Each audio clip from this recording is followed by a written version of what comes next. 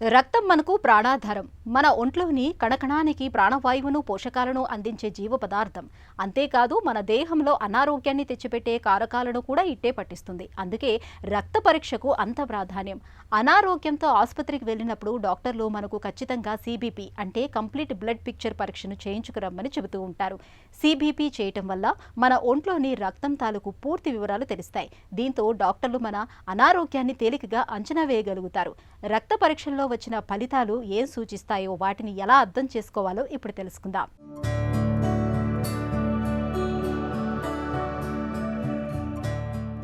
జ్వరంతోనూ జబ్బుతోనూ ఆసుపత్రికి వెళితే డాక్టర్లు ముందుగా సిబిపి అనే రక్త పరీక్షను చేయించుకుని రావాల్సిందిగా చెప్తారు. అసలేమిటి సిబిపి? కంప్లీట్ బ్లడ్ పిక్చర్కి వాడుక పేరే సిబిపి. ఈ పరీక్షలో మన నుంచి రక్తం సేకరించిన తర్వాత అందులోని వివిధ రకాల కణాలు, ప్లేట్లెట్లు, ప్లాస్మా తదితర రసాయనాల స్థాయిలను లెక్కిస్తారు.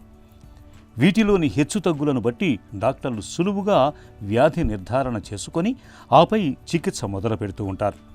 మరి రక్త పరీక్షలో ఫలితాల్ని ఎలా అర్థం చేసుకోవాలి? ఉదాహరణకు రక్తంలో టీపీ అంటే టోటల్ ప్రోటీన్ పెరిగితే ఒంట్లో ద్రవ నష్టం జరిగినట్లు, వాపు ఉన్నట్లు అర్థం చేసుకోవాలి. ఒకవేళ టీపీ తక్కువగా ఉంటే రక్తస్రావం, కాలేయం, కిడ్నీలు, జీర్ణకోశంలో ఎక్కడో ఏదో సమస్య తలెత్తినట్లే. అలాగే కొన్నిసార్లు కంజెస్టివ్ ఫెయిల్యూర్ తరహా గుండె జబ్బులో కూడా టోటల్ ప్రోటీన్ ఎక్కువగా ఉండే అవకాశం ఉంటుంది. ఇక ఆల్బుమిన్ పెరిగినా తగ్గినా కూడా పైన చెప్పుకున్న సమస్యలే కారణంగా ఉంటాయి. ఇక బ్లడ్ యూరియా నైట్రోజన్ పెరిగినప్పుడు డీహైడ్రేషన్తో పాటు కిడ్నీ జబ్బులు, మూత్ర వ్యవస్థలో సమస్యలు కారణంగా ఉండే అవకాశం ఉంటుంది. అలాగే ప్రోటీన్ ఫుడ్ ఎక్కువగా తీసుకుంటున్నప్పుడు కూడా రక్తంలో బ్లడ్ యూరియా నైట్రోజన్ ఎక్కువగా కనిపిస్తూ ఉంటుంది. ఇక బ్లడ్ యూరియా తక్కువగా ఉండటం అనేది కాలేయ జబ్బుల్ని, ఆహారంలో ప్రోటీన్ లోపాన్ని సూచిస్తుంది. ఇక రక్తంలో గ్లోబులిన్ పెరిగితే ఒంట్లో ఇన్ఫెక్షన్, వాపు ఉన్నట్లు అర్థం చేసుకోవాలి. గ్లోబులిన్ తక్కువగా ఉండటం అనేది ఒంట్లో రక్తస్రావాన్ని, ఇమ్యూనిటీ తక్కువగా ఉండటాన్ని సూచిస్తుంది. రక్తంలో క్రియాటినైన్ పరిమితికి మించి ఉండటం అనేది కిడ్నీ జబ్బుకు, కండరాల క్షీణతకు ఒక ప్రధానమైన సూచిక.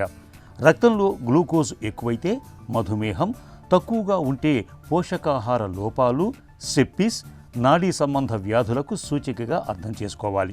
కొలెస్ట్రాల్ శాతం ఎక్కువగా ఉంటే డయాబెటీస్, హైపోథైరాయిడిజం, ప్యాంక్రియాటైటిస్, కిడ్నీ జబ్బులకు సూచికగా చెప్పుకోవచ్చు.